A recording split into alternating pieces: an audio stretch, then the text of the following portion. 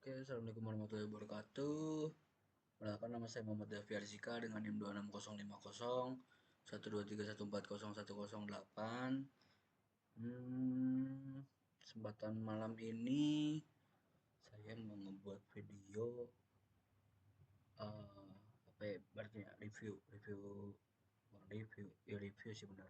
Review materi dari praktikum survei hidrografi yang telah dilakukan pada hari Selasa kemarin, ya ini mengenai modul drone. Jadi, udah langsung aja lah ya. Jadi drone yang dipakai maksudnya dalam praktikum kemarin itu drone DJI Phantom 4 Pro V2. Ya, yang kita tahu semua drone ya instrumen apa ya, pesawat awak tanpa tanpa awak yang digunakan biasanya sih buat ngambil objek dari ketinggian tinggi, buat pemetaan juga bisa, ya seperti drone pada umumnya. Nah, untuk komponennya sendiri itu udah pasti, yang pertama ada bodi si drone-nya, itu ya bentuk si drone-nya itu, yang dimana dia itu dilengkapi sama empat empat motor, bukan empat motor, empat mesin penggerak buat si baling-baling. Nah, kalau mesinnya ada empat, udah pasti baling-balingnya juga ada empat. Terus juga ada kamera yang bisa dibilang kualitasnya setara setara kamera iPhone, mungkin di atas iPhone lah. Kemarin tuh pas lihat di layar remote control lah, kameranya keren. Dimana kameranya juga ini dilindungi itu pakai namanya gimbal stabilizer, seperti gimbal pada umumnya yang kita tahu ya, fungsinya gimbal untuk mempertahankan si kameranya ini biar nggak goyang kemana-mana. Terus eh ada juga baterai. Kemarin tuh dijelasin kalau baterai dalam penggunaan drone itu boros. Katanya sih 100% baterai yang digunain itu cuma bisa buat nerbangin drone sekitar 20 menit sampai 30 menit. Boros juga ternyata. Jadi ya katanya salah satu syarat kalau kalian mau punya drone, kalian nggak bisa buat punya satu baterai doang guys. Terus habis itu ada remote control pastinya buat ngendaliin si drone, ya sekaligus otaknya dari si drone lah, gimana gerak dia ke atas ke bawah, kanan kiri, depan belakang, naik turun dia naik ya, gimana. Terus eh, yang dihubungkan itu melalui aplikasi DJI kalau nggak salah kemarin tuh dibilang, ya itulah. Mungkin selanjutnya itu cara untuk menggunakan si remote controller. Jadi ya udah pasti pasang baterai dulu ke remote controller, pakai baterai, singkat singkat saya sih pakai baterai ya, atau enggak baterainya dalam kondisi cukup aja intinya, baterai dari si remote controller. Terus hidupin remote-nya itu caranya tombol dayanya tuh ditekan guys sampai indikatornya itu nyala. Masih sih indikatornya apa ya kemarin ya,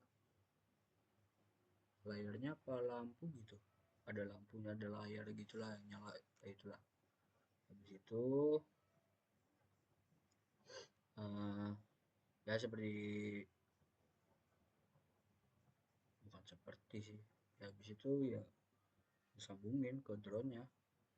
Kalau kemarin sih jelasin pakai aplikasi DJI ya guys, aplikasi yang emang bawaan dari drone-nya, maksudnya emang digunakan buat si drone-nya ini. Terus habis itu udah remote-nya nyala, ada tampilannya. Nah, gitu. Nah, selanjutnya itu ke drone-nya. Cara nyalain drone-nya gimana tuh, Bang? Ya, cara nyalain drone-nya udah pasti pasang baterainya dulu. Baterainya tuh dipasang ke dalam si drone-nya. Terus habis itu tekan tombol daya di pokoknya di drone-nya itulah ada tombol tombol dayanya, terus ditekan aja sampai indikator lampunya tuh nyala. Biasanya emang agak lama karena drone-nya ya udah dia ngecek dulu nih. Ya pokoknya emang agak sedikit lama, cuman gak lama-lama banget. Di situ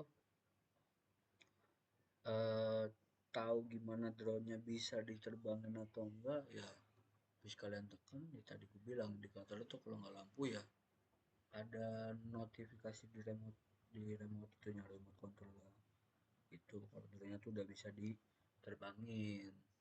Nah berarti habis itu kita masuk ke cara penerbangan si drone. Kemarin sebenarnya juga udah dipraktekin juga atau diperagain juga gimana caranya menerbangin si drone-nya ini. eh Jadi langkah yang pertama itu udah pasti kalian memilih area yang benar-benar clear. Clear dalam artian tidak ada objek yang mengganggu, kemudian eh, bentuk bentuk datarannya tuh kok bisa rata, maksudnya nggak yang bergelombang atau gimana.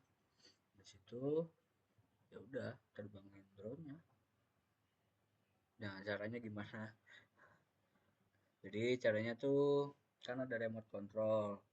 Nah, remote controlnya tuh dua sticknya tuh di remote control itu ditekan dulu ke bawah sampai ibarat kata mah nge-starterin si drone-nya dulu lah.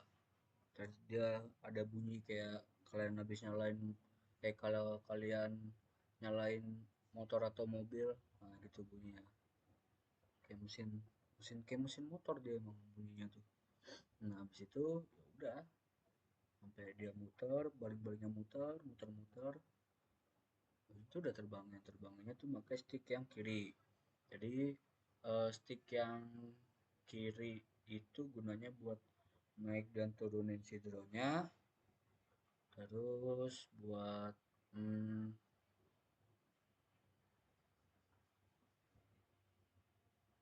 ya buat naik turunin. Kalau di ke kanan kiri itu katanya drone-nya tuh bakal muter. Kalau stick kanannya itu kalau kalian tekan ke atas dia maju, kalau ke tekan ke bawah dia mundur, kalau kanan kiri ya udah sama kayak, ya pokoknya intinya buat nerbangin tuh stick yang kiri, buat ngegerakin tuh yang kanan. Dari itu ya udah drone-nya diterbangin, kalau nggak salah kemarin tuh dia sampai ketinggian berapa kemarin ya, 30 meter, iya kayak 30 meter nyampe dah, emang bisa setinggi itu. Terus juga untuk range atau jaraknya dari si drone ini sih, kalau kemarin katanya tuh bisa sekitar 3 sampai 4 kilometer. Tapi dengan catatan di sekitar di sekitar drone-nya itu nggak ada objek-objek yang menghalangi. Misal gedung, pohon, ya umumnya gedung sih atau pohon lah buat menghalangin si drone-nya. Tapi kalau misalnya ada objek yang ya sedikit mengganggu tadi ya paling sekitar range 2 kilometer atau 1 kilometer. Terus juga kalau misalnya drone-nya ini udah nggak bisa dikontrol pakai remote, dia tuh ibaratnya mandiri guys, kayak punya fitur bisa terbang sendiri gitu. Jadi ntar kalau ibaratnya kalau misalnya udah diterbangin jauh, mode dia terbang sendiri, ntar kalau memang misalnya udah di luar jangkauan ya dia bakal balik sendiri ke sesuai titik awal.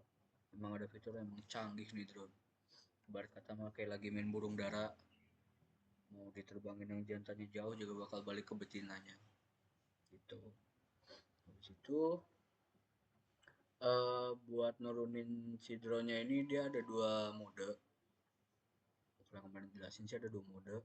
Mode yang pertama itu mode otomatis, yang dimana nanti si drone ini berhenti di titik awal dia diterbangin. Canggih, bisa tahu dia diterbangin di mana. Habis itu ya udah dia bakal turun sendiri. Nah, cuman bedanya kalau yang mode otomatis ini sama kayak ibaratnya perhitungan yang tadi gue bilang range jarak segala macamnya itu. Kalau dia drone-nya ini mau turun sendiri, bisa turun sendiri, ya drone-nya ini nggak boleh kehalang apapun, benar-benar nggak boleh, bahkan manusia pun nggak boleh ada di sekitar drone itu, karena kalau ada objek yang mengganggu, dia tuh bakal ada bunyi bunyi kayak apa ya, bunyi alarmnya gitulah, buat ngasih tahu kalau drone-nya ini lagi dalam range objek terdekat, makanya dia nggak bisa turun sendiri. Nah, gimana kalau misalnya dia nggak bisa turun sendiri, Bang? Ada namanya manual. Pencetlah joystick kalian tuh yang sebelah kiri. Nah, udah. Habis itu drone-nya bisa turun sendiri. Bisa diturunin di tempat titik awal. Begitu.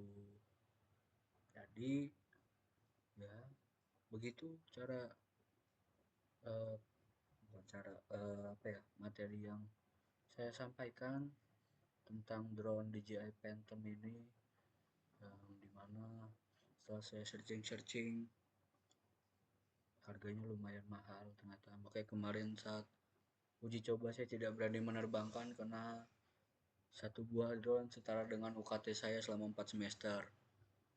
Berarti kalau saya bikin kecacatan di drone itu saya bisa nggak kuliah 4 semester. Jadi ya udah, mungkin cukup sekian dari saya. Ya intinya drone-nya keren. Ya kalau emang bisa dipakai mah cakep dah tuh drone kayaknya. Bisa dipakai buat apa aja deh, itu buat nangkep gambar, videoin gambar. Ibarat kata kalian punya iPhone 17 Pro tapi bisa diterbangin, nah itulah. Jadi udahlah, kepanjangan. Jadi cukup sekian dari saya, kurang lebihnya mohon maaf. Saya akhiri. Wassalamualaikum warahmatullahi wabarakatuh.